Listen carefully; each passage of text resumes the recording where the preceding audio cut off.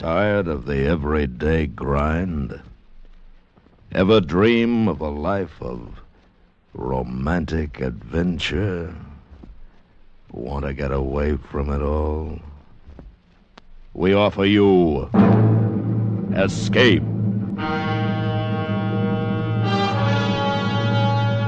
Escape, transcribed to free you from the four walls of today for a half hour of high adventure.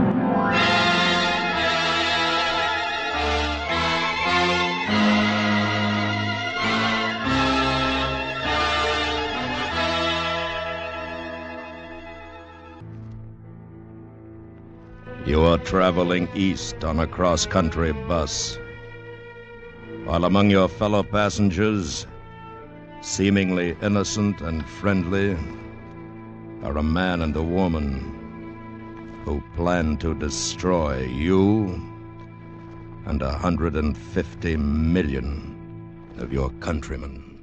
Listen now as Escape brings you Anthony Ellis's exciting story, Classified Secret.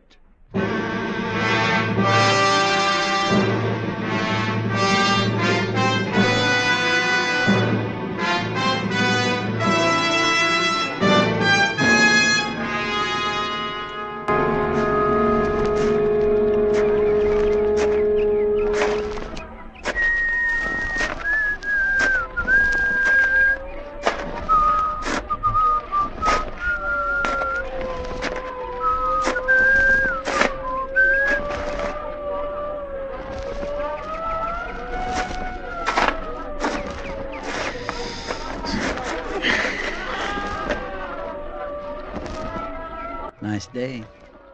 Yes. Kids sure know it's spring. Look at them.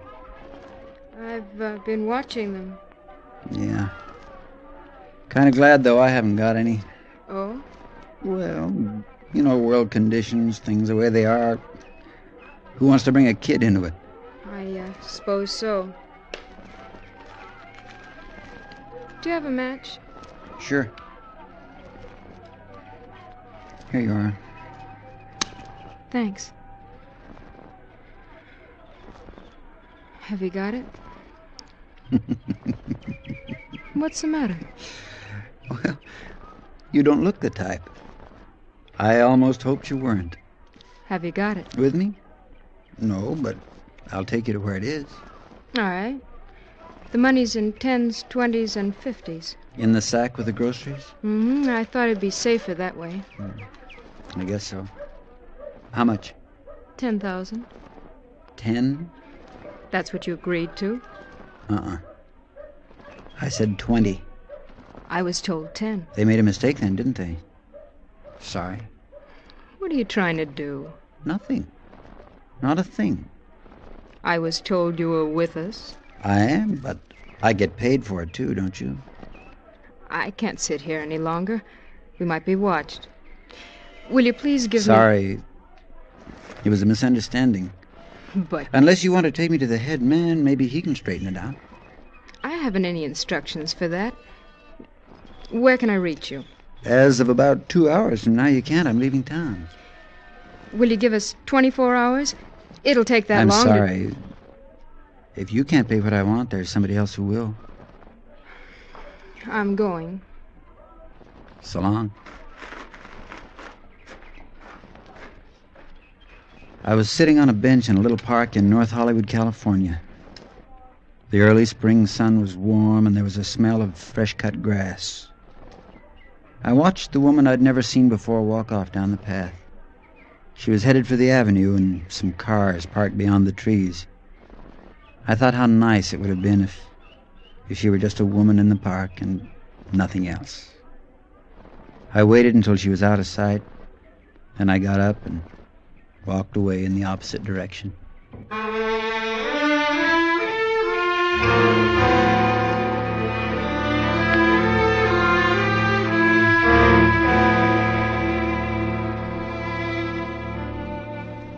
I got the bus at the Hollywood station. I had a train ticket in my pocket, but with the new development, it looked safer to ride the bus. Just before we pulled out, a girl climbed aboard and came down the aisle looking for a seat. Excuse me, is this number... 18. Oh, thank you. Oh, here, let me put your case up. Well, thank you.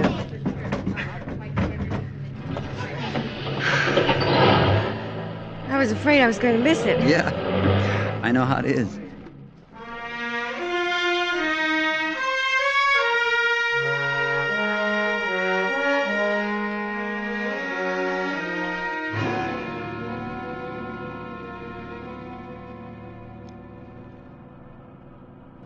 I settled back and watched the city drift away into desert country. As the buses go, it was pretty quiet. There was a 4 or 5 year old kid with his mother a couple of seats forward, but he dozed off almost as soon as we got running. I took a look at the girl sitting next to me, not in the way you might think, but because in my business, you get to learn to look at people. You never know who it might be. She must have felt me watching. She lowered the magazine she was reading.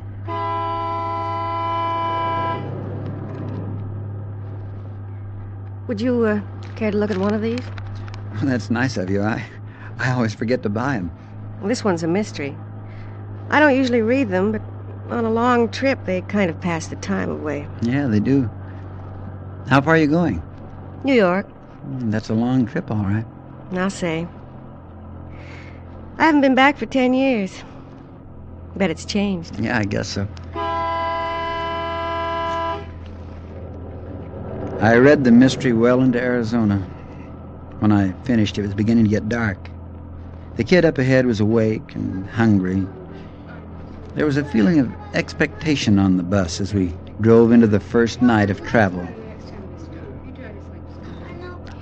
Did you enjoy it? Oh, yes, it was fine. Thanks a lot. What was it about? Spies. Real exciting. I like spy movies sometimes. I think they do so many of them. You read about it in the papers all the time. I don't know. I think people would get sick of it. Yeah, I guess you're right. They're exciting, like you say. I bet it isn't really like that. I doubt it. Say, my name's Charlie. Charlie Rader. Oh, how do you do? I'm Julie Spaulding. Hi.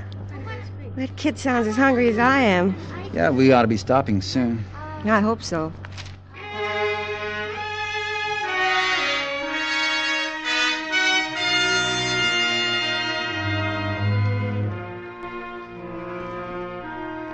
About 15 minutes later, we pulled up at a restaurant terminal and went in for food.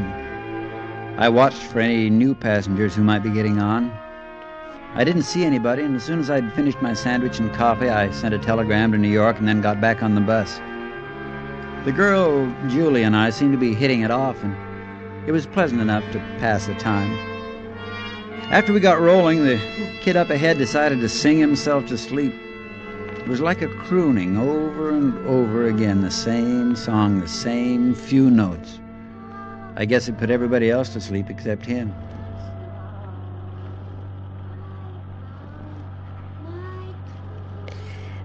Makes you sleepy, doesn't it? Yeah. Reminds me of when I was a kid. I used to do that. Kids are funny. How? Well, I don't know. I'm going back to New York for my sister's wedding. She's getting married next week. She says she wants lots of kids. I don't know. Yeah, I know what you mean.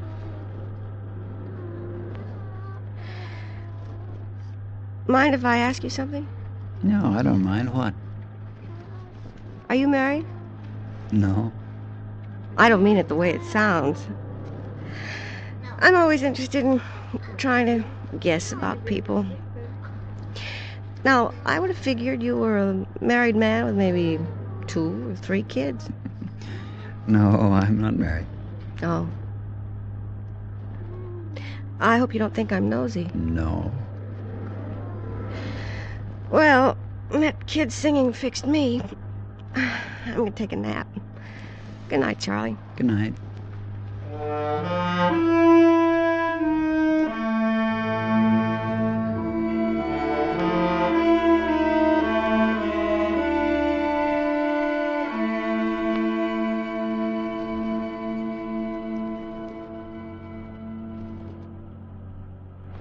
I must have dropped off, too. When I woke up, she had her head on my shoulder. A lock of her hair was falling over her closed eyes. And then I knew something was different on the bus. Somebody on the other side of the aisle, watching. Excuse me, mister. Have you got a match? I'm clean out. Sure. Just a minute. Here you are. Thanks. No, keep them. Oh, fine. Thanks a lot. Say, have you got any idea where we are? I'm not sure. I got on at Flagstaff an hour or so back. Oh, boy, I envy her. I wish I could sleep like that. Your wife? No. Oh, say, that's rude. Taking your matches and not offering you a cigarette. Oh, that's okay. No, I don't want one now, thanks. Say, I want to tell you something. There's a lady in the seat behind you. I think you've met her before in the park. Right? We brought her with us to identify you. But she gave us a pretty good description back in L.A. Good for her. Well, this is going to be a nice trip. Nothing like traveling with people you know, is there? Nothing like it. I don't suppose you've got any reading material you could let me look at. How about a mystery? It's a spy story. Pretty good. No, I was thinking of something else. I think you know. Something more scientific. I'm very interested in airplanes. Jet motors. Sorry.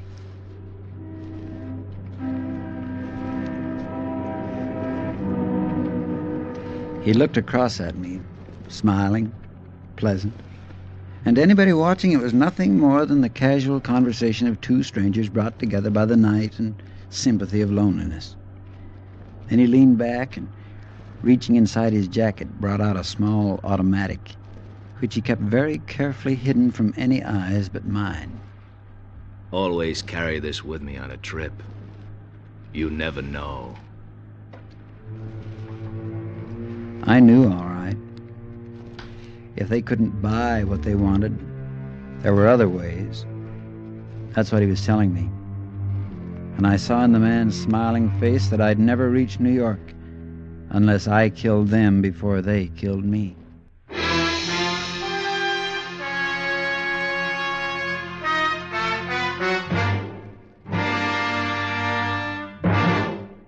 We will return to Escape in just a moment. And now, back to Escape.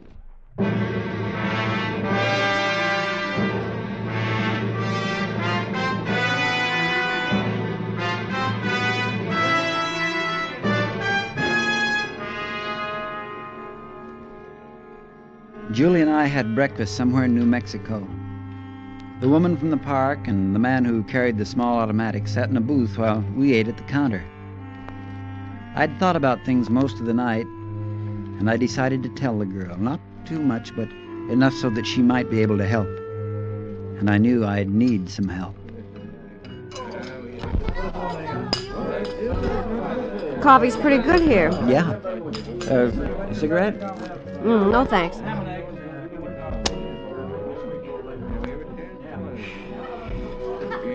Julie, Yes. I want to tell you something. Oh? I don't want you to turn around and look. Just pretend we're talking about the weather, coffee, or anything. But listen, Well, sure, Charlie. there's a couple sitting in the booth behind us. They're spies. Oh, you... I'm not kidding. I can't tell you much, but as you love your life, you'll believe me. You're kidding. Spy? Don't turn around. Smile. Just listen. But They're trying to get hold of the plans for a new jet motor. It's faster than anything anybody else has got. You are kidding. No, I'm not. How do you know? How do you know about it? I'm working for the government, FBI? in a way. Now, I need you to help me. Me? They think I've got the blueprints, the plans, and they're going to try and get them from me. But can't we get the police? No, Well, why? because we're trying to get the head man. And if those two are arrested, we'll have to start all over again. They think I'm working with them. But I got tough about the money they offered, so now they're going to try and get rid of me and get the secret for nothing. Did they follow you from Los Angeles? Yes, they got on during the night in Flagstaff. All right, folks. I don't let's see. go. Well, Just stick with me. I'll explain at the next stop. We can't talk about it on the bus because she's sitting right behind and he's across the aisle. Listen, are you pulling my... No. No, you're not, are you? I'm not.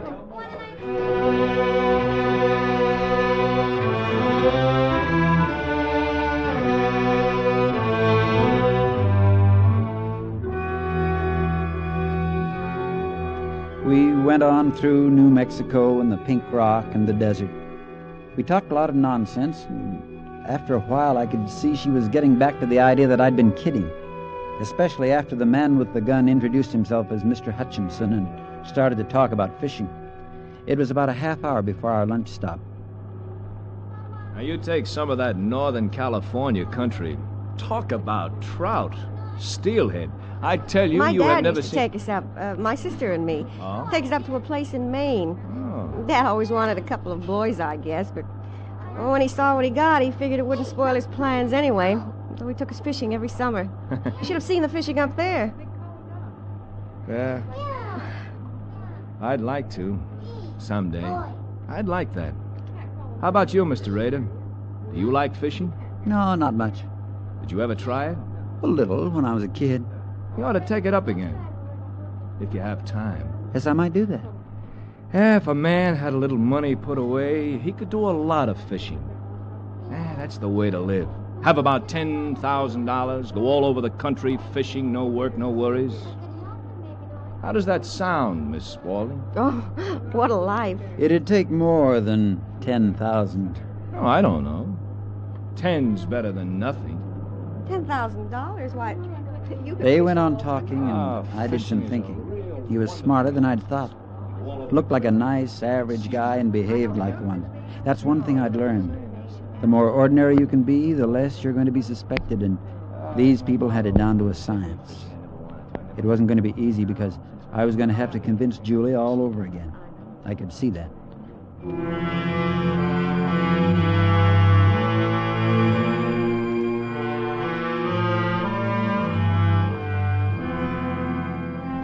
My chance didn't come until that evening after our dinner stop. By that time, the woman in the park, who went by the name of Lisa Nyland, Hutchinson, the girl, and myself, all four of us were buddies. We'd pulled up over the Colorado border. There was some kind of trouble up ahead, a slide or a wreck.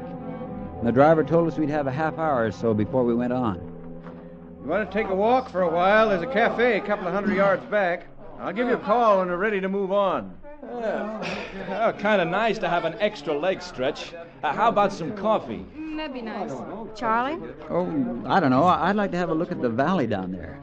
We might walk up the dirt road away, get a pretty good view, sunset and all. Romantic, huh? Sure. Why not? Oh, Charlie. Okay with you, Lisa? You feel romantic?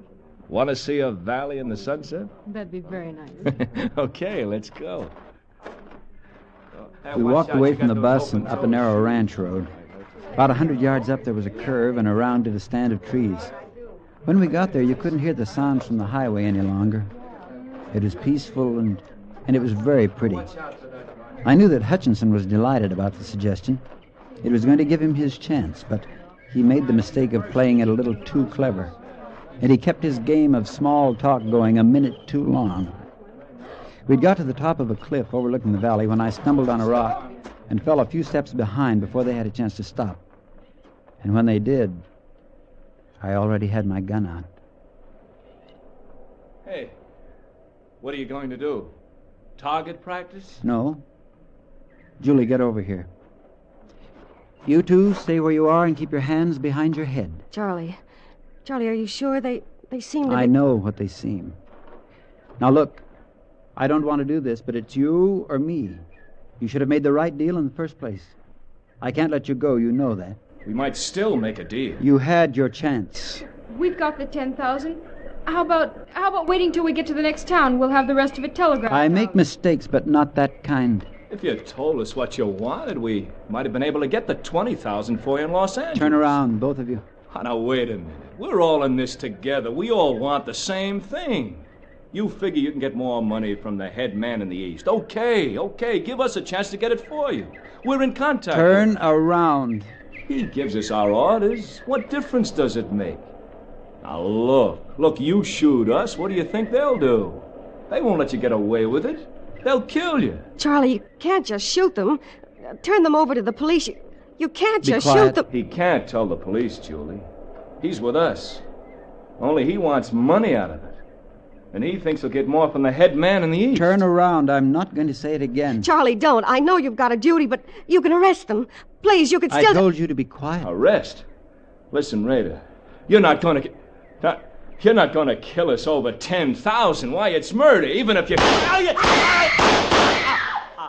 Miss Nyland dropped without a sound. Hutchinson held his middle for a second and tried to keep his balance. I shot him in the back of the head, and I knew he was dead before his body slipped to the ground. The girl just stood next to me, her hands tightly covering her mouth, and she was shivering. I took a look across the wide valley. The sky was turning purple. I've never seen anybody killed before. I'm sorry. Couldn't you have arrested them or something? Couldn't you? Did you have to? I had to. They wouldn't have stopped at killing both of us if they'd had the chance. What are you going to do? What are you going to do now? I've got to get the money for evidence. What are you going to tell the driver? He'll ask where they are. Charlie? Driver's going to wonder where they are. Charlie, what are you doing? I've got to put them over the cliff. Oh, no. Oh, no. I've got to. Oh. Oh, no. No, you can't. Charlie, no.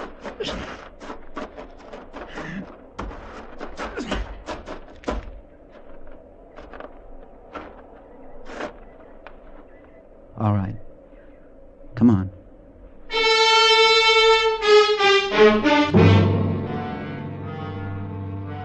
We got back to the bus, and neither of us said anything about the two we'd walked off with. I guess nobody had seen us together, and after waiting around for another half hour, the driver gave up. Well, I'll drop their baggage in La Junta. Better notify the police, too. Screwy, all right. Okay, folks. Sorry for the delay. You better go back to your seat, mister. Sure.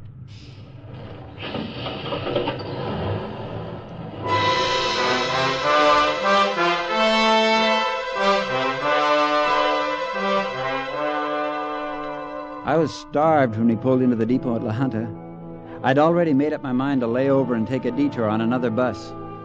The girl wasn't going to be able to keep quiet much longer, and I had to get rid of her.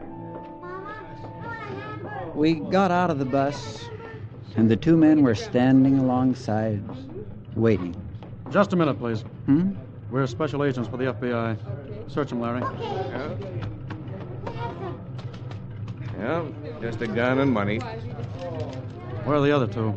The other two? They're dead. He killed them. Oh. We'll take those plans now, Mr. Rader. And don't do anything silly. There are 4 men covering you. Okay. It's in my shoe. You want me to take it off now? Please.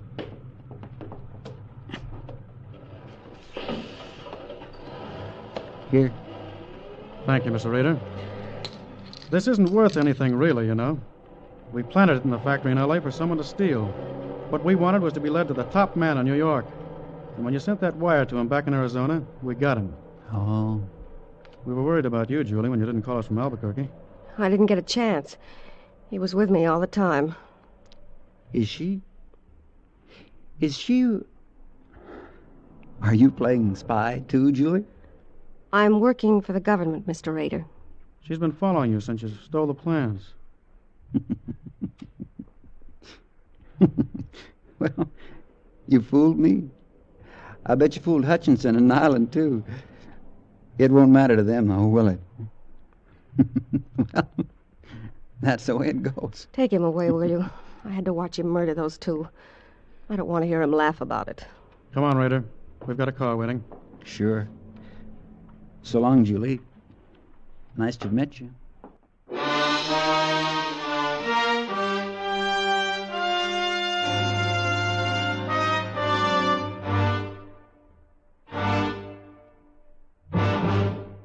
Escape has brought you Classified Secret, written and directed by Anthony Ellis, starring Parley Bear. Featured in the cast were Charlotte Lawrence, Peter Leeds, Miriam Crucian, Tim Graham, Leroy Leonard, and Georgia Ellis. The special music for Escape is composed and conducted by Leith Stevens. Next week.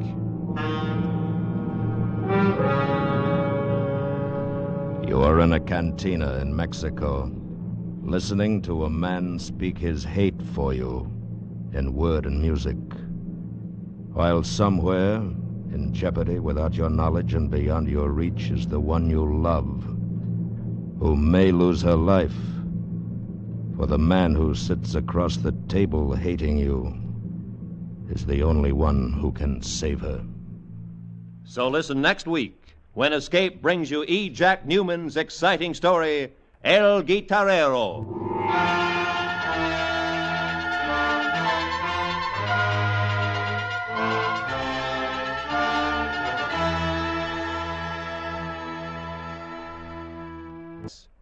This is Roy Rowan speaking. On the CBS Radio Network.